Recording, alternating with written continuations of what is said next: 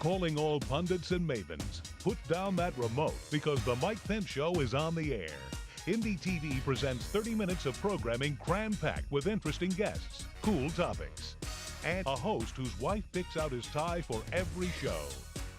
Now, here he is, Mike Pence.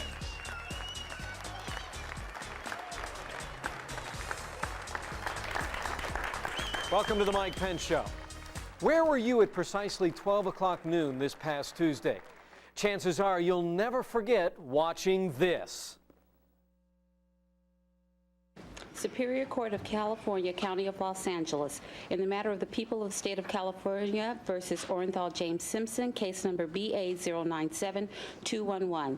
We, the jury, in the above entitled action, find the defendant Orenthal James Simpson not guilty of the crime of murder in violation of Penal Code Section 187A, a felony upon Nicole Brown Simpson, a human being, as charged in count 1 of the information. We, the jury, in the above entitled action, find the defendant Orenthal James Simpson not guilty of the crime of murder in violation of Penal Code Section 187A, a felony upon Ronald Lyle Goldman, a human being, as charged in count 2 of the information. Signed this 2nd day of October 1995, Juror 230. Whether you agreed or disagreed with the verdict, very few Americans thought that Simpson would walk out of that courtroom a free man. So what will the verdict mean for Hoosiers?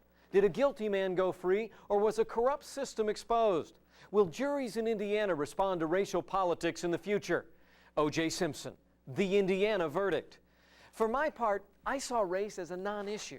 The issue was murder, 2 counts. And I thought that Simpson's history of spousal abuse and the blood evidence was more than enough to overcome the reasonable doubt about his guilt. But, you know, I'm less troubled about one guilty man going free than I am about a system that seems to have lost all credibility with a distinct part of our population. The question now, it seems, is how does our criminal justice system win back the faith of all the American people? As always, we'll look at the issue from both sides. First up is Professor Henry Carlson of IU's Law School to argue for the prosecution. And later, David Shaheed, former president of the Marion County Bar Association, will give us a more pro-defense view. Also, Peter Rustoven and Michael Gradison will slug out the issues in our bullpen, and we'll even hear from our own answer to Court TV, Reed Duffy. Oh, and for you Indie TV viewers suffering from OJ withdrawal, here's the top 5 things OJ addicts will do now that the trial is over. Number 5, open their mail. Number 4, relearn the names of immediate family members. Number 3, check the expiration dates on items in the fridge. Number 2, find out who this Newt fella is. And the number 1 thing that you OJ addicts will do now that the trial is over is take the kids to see that big new hit movie, The Lion King. O J Simpson, the Indiana verdict. We'll be right back.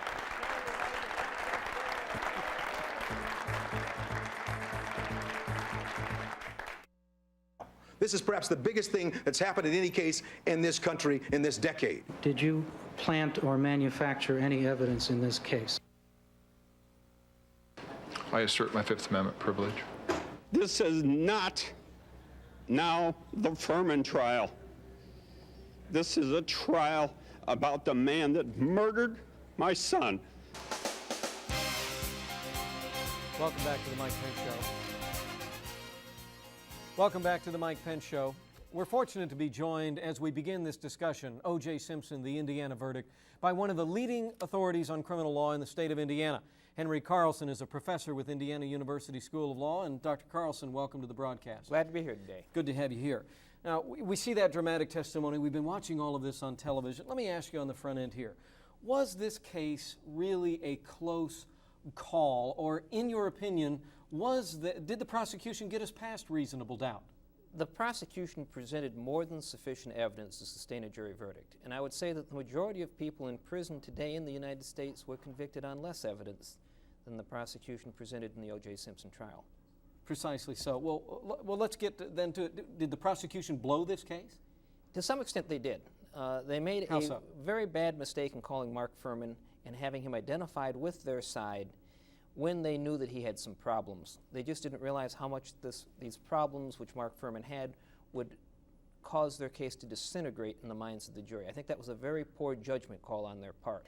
But didn't they have to introduce Mark Furman? I mean, you know, he strikes me as kind of a dirtbag. I mean, he's been through therapy for a mini racism. He tried to leave the department. Right. Shouldn't they have brought those things out if they were going to bring him to testify? If they were going to bring him to testify, they had to do that. Now, they didn't do that. Understand? They tried to sweep under the carpet everything that he had done. In fact, they vouched for him, and that's the problem. They vouched for him by not disclosing those things to the jury. Not pulling it right out, getting it on the table right in front of the jury. And did that then? I mean, you're one of the leading authorities in this area of the law in Indiana, and you're actively involved in criminal trial practice yourself. But let me ask you then, I mean, did that in and of itself blow this case? Anything they presented, whether it be DNA evidence or otherwise, not it was necessarily. blown? The other problem which they had was their case was very much based upon scientific evidence. And I think they had great difficulty getting experts that could communicate this information to the jury in a manner that the jury could believe and would understand. On the other side, they were up against some excellent defense counsel who could pick apart this scientific evidence. Now, I want to make it clear, that scientific evidence was sufficient, but you put a big enough spotlight on anything, on any laboratory, and you're going to make it look bad. Right. Well, let's get to the defense side of it here. I mean, we've heard a lot about the race card. George Will said that the defense team here turned this trial into a political caucus. How do you score the defense team here?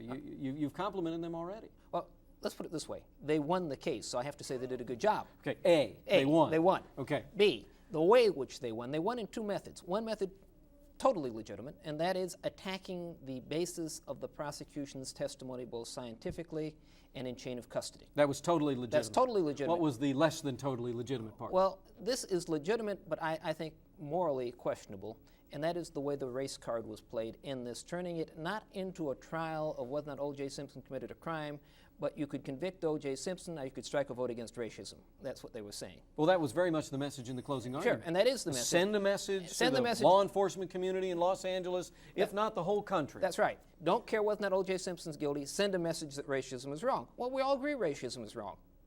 But that doesn't mean that O J Simpson's not guilty. Well, let me ask that, but was racism legitimate to be played if we had Mark Furman, who is virtually an avowed and admitted racist here? Let's give him that. Let's say that he's a racist. But did Mark Furman have to do with all of the evidence in this case? No, obviously not, and that's the problem. Understand, they put Mark Furman on trial, and they say, look at Mark Furman. The prosecution vouched for Mark Furman. Prosecution called Mark Furman. Say that you shouldn't associate with racists, strike a blow against racism, acquit O J Simpson. And that says disregard all the evidence. What they called on really was what's called jury nullification in American history, where juries exercise civil disobedience by rendering judgments and verdicts against the evidence. We had it in the Colonial War, we had it in the Civil War. Is that what happened here? Actually, it predates. And their argument was very similar to the argument made by William Penn when he was tried for treason for preaching religion on the streets of London. And his argument was that Englishmen should have freedom of religion. Even though the law says I cannot do this, you should acquit me because Englishmen should have freedom of religion. He was acquitted. So jury nullification has its deep roots. Are we going to see this, though, minority politics infusing themselves down to a minute in courtrooms here in Indiana? To some extent, yes. Because anytime you see something that works, you as a lawyer pick it up and try and use it. So I believe that some lawyers are going to try and use it. Whether or not it will work depends upon how we select our juries and how our judges control these juries. And I think that the Indiana judges are going to do somewhat better than Judge Ito. The trial if this trial had been conducted in Indiana, it would have been over in 6 weeks or less. Yeah, so better bar, better judges, better lawyers. Bar. Okay, actually heard that argument many times. But Henry Carlson, listen, great of you to be here. We appreciate you very much. Very, very serious topic, and it's great to have an expert like you on to kick off the discussion. Appreciate you. When we come back, we're going to be joined by David Shaheed, one of the leading black attorneys in the state of Indiana, who recently produced a paper on police misconduct litigation. This is Mike Pence. We'll be right back.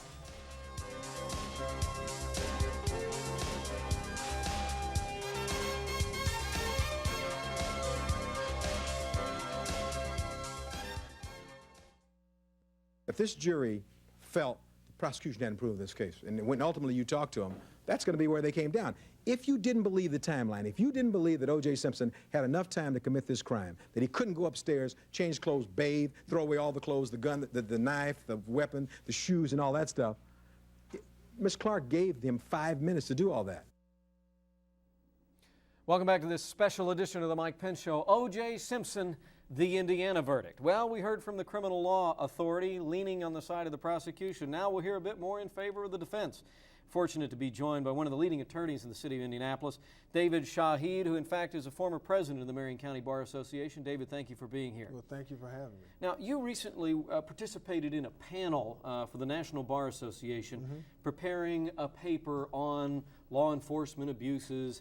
How would you rate the performance of law enforcement in the O J Simpson case? Well, I'd say overall they get about a C-, but even worse than that, I think one of the worst things that can happen is when the law enforcement officers don't tell the prosecutors the truth in terms of what's going on. Obviously, that wasn't the case. Give me a for instance in this case. Well, in this particular case, obviously, Mr. Furman, Detective Furman, didn't level with the police, with the prosecutor's office with respect to everything that he was doing. And that put the prosecutor's office in a very bad light and ultimately, I think, very seriously damaged their case. But this was a man in Mark Furman who, I'm thinking a half a dozen, 10 years ago, went to his superiors and said, I've got a problem. Yes. I think I'm a racist. I have a problem with this ethnic group. And yet they kept him on the force, A, and B, they allowed him to go forward in this case. Is that malfeasance or misfeasance on their part? Well, I think it's a calculated risk. Whenever you're doing litigation, you got strong parts of your case, you got other parts of your case that aren't as strong. I think the prosecution took a calculated risk with Mr. Furman, Detective Furman, that as with all of his bad blemishes, that they would be able to get him through and he would be able to deliver the evidence the way they wanted it. Obviously, that didn't work, and I think Detective Furman hurt the prosecution's case severely because he should have been more forthcoming to them and even explained to them that there were certain questions that he was going to have to perjure himself to even answer. Now, we've got a jury here that deliberated for 3 hours and some change, 3 hours and 15 minutes. Right. Did this jury find O J Simpson innocent from your Hoosier perspective, or did they simply find that the state of California totally failed to make its case? Well, I would follow what I'd heard somebody else say. In fact, my daughter asked me this question the other night. Is there a difference between innocent and not guilty? With respect to the innocence of O J Simpson, that's a matter that is going to be put to a higher authority. The jury found him not guilty, which is a legal conclusion based upon the evidence that was presented. But do you believe the jury more leaned in favor of simply saying, no, you people on the prosecution side didn't do your job? Right. In other words, you had the burden with respect to proving your case beyond a reasonable doubt. You didn't do it. And proving it with credibility. Right. Proving it with credibility sufficient that we're going to buy what you're saying and not be parading racists like Mark Furman in here and not tell us about it. Right. And I'd say even more than that is when you have a problem with the witness to the point where the defense can come back and say, this key witness, and I think Detective Furman said it best himself, he said, I'm the key to their case. Yeah. He was the one that said that he was the key to the prosecution's case. So when the defense can come back and say your star witness lied to you, then that does a lot to undermine the prosecution's case. But the truth is that Mark Furman didn't get anywhere near the majority of the evidence in this case. He couldn't have tainted it if he had tried. Robert Shapiro said at the beginning of this case, he said the race card will not be played. Right. David Shaheed, was it right for Johnny Cochran to play the race card? Well, I think one of the things that is lost in some of the discussion, two things in fact. One is that Johnny Cochran, he was the lead trial attorney, did a marvelous job as an attorney and advocate for O J Simpson. George Will says he's good lawyer, bad citizen though. Right, well, but then here's the other part that I think you have to look at when you look at this equation, and that is that our system with respect to litigation, jurisprudence is adversarial. The concept here is that both sides hire the best lawyer, have the best representation that they can afford to get. And within the bounds of the law. And there are rules that are in place. You got a judge that is there that keeps and kind of monitors everything. But wasn't he playing for? Advocated. Yeah, wasn't he playing for jury nullification here? Wasn't he saying to them, send a social message, not just in LA, but to all America? And was that right? Well, no. I think what gets confused here is that when the canons with respect to Indiana, I can't speak to California, is that an attorney is to zealously advocate for his client. Right. Now, obviously, you got a judge there that is monitoring the situation state to keep everything within the bounds. You got the rules of evidence that allow the other side to object when somebody gets outside those bounds, and the judge keeps everything in the bounds. Right. Based upon the way the case was presented, even though some would argue with some of the rulings of Judge Ito, with respect to the bounds of rules that the lawyers have to practice in, he was within those bounds. And you think based upon even following the facts that had come out in the case, Furman and otherwise, the race card was appropriate? Well, I don't know if I would call it the race card. Well, bringing the issue of race. I think the key thing is that when you have down to just a few seconds. Yeah, I think the key thing is when you have somebody that says that they're not a racist and then have to come back and says, yes, he was, then race has already been introduced. Very good. David Shaheed, former president of Marion County Bar Association, thanks for being here. Yeah. Very elucidating. Right. This is Mike Pence. We're going to come back with the bullpen. O J Simpson, the Indiana verdict.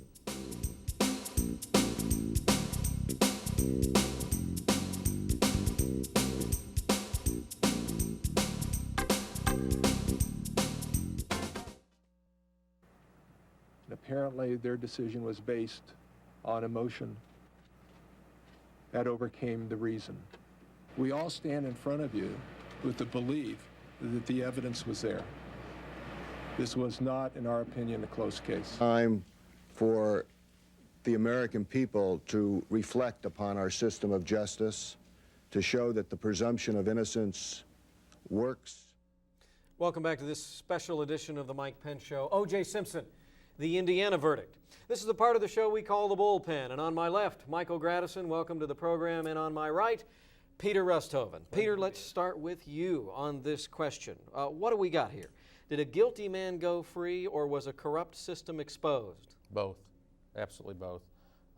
I don't think that there's much doubt in the minds of most people that there was overwhelming evidence on which O.J. could have been, and I believe should have been, convicted. But this trial is disturbing at any number of levels. It includes the racism of one of the principal prosecution witnesses. It includes the whole question of what kind of defense money can buy.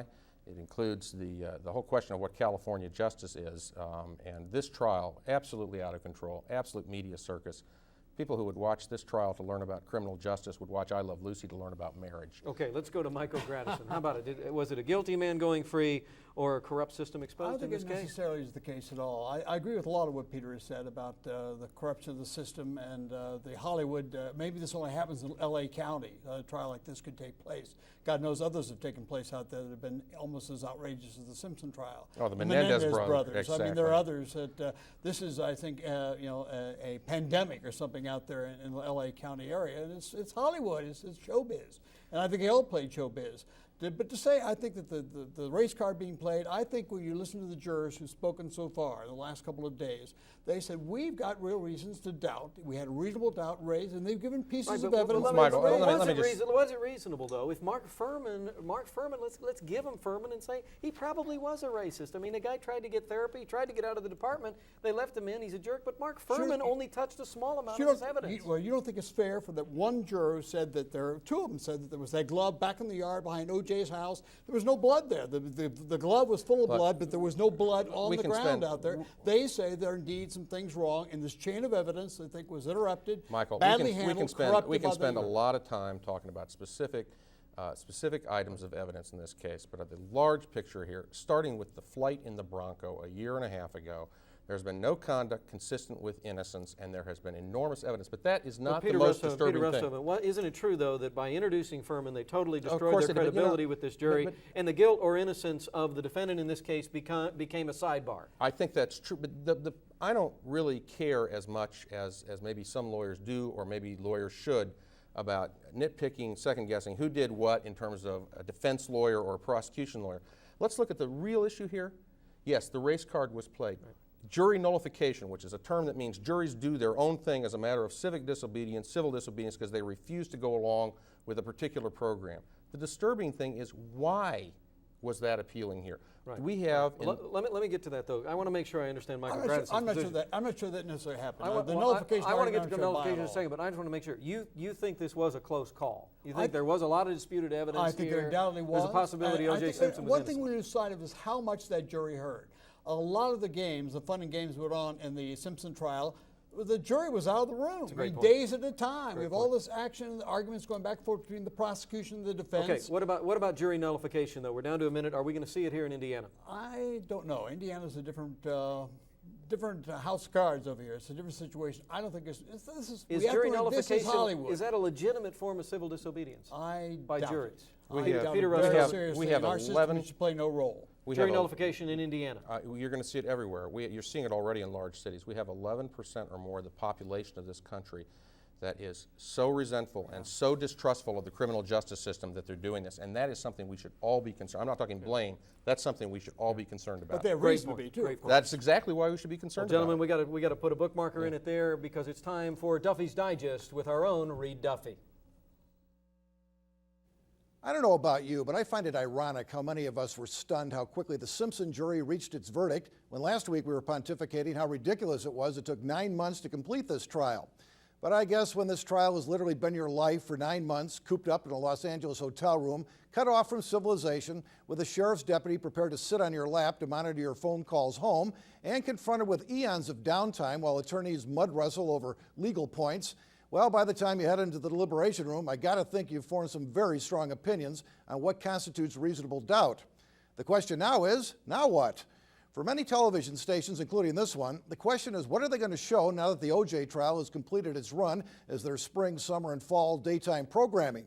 Well, I have every reason to believe that the 8 hours of programming the trial provided each day will be replaced with the finest in television entertainment, with program directors, as we speak, reviewing syndicated reruns of Ozzie and Harriet and negotiating for the most compelling and magical moments of the Dukes of Hazzard. And of course, entire new wings of libraries will have to be built to house all the books that will be written by virtually everyone who appeared or was mentioned in this latest trial of the century. I suspect all 12 jurors, the 2 surviving alternates, and the roughly 75 jurors who were dismissed during the trial will have a book out in time for Christmas, competing with the F. Lee Bailey cookbook and the 5-volume autobiography of Cato Kalin. I don't know if Mark Furman is going to write a book, but he could sure use a good public relations firm, after going from obscure police detective to most vilified human being of the decade, mentioned in the same breath as Adolf Hitler, and held personally responsible for ransacking the prosecution's case, as a career of apparent cynical bigotry finally caught up with him big time. As for O.J. Simpson, I suppose he has the wherewithal to continue his life, if not his entertainment career, in a comfortable manner. I hope he's completely at peace with this verdict, for this is the time, more than ever, that I and many others want and need to believe him. Thanks, Reed. O.J. Simpson, the Indiana verdict. We hope we've shed some light on it tonight. We want to thank Indiana University's Henry Carlson for giving us a better view of the prosecution side, and David Shaheed, the former president of the Marion County Bar Association, for giving us more of the defense side, and of course, in the bullpen, Michael Gradison and Peter Rusthoven. And my sense is that the Indiana verdict is still in deliberations. Questions of jury nullification, the question of whether or not racism is going to continue to divide our criminal justice system, or whether we here in Indiana and across America are going to move to those things that unite us and put the blinders back on Lady Justice, is still very much the jury being out. O.J. Simpson, the Indiana verdict, will continue to follow it. This is Mike Pence.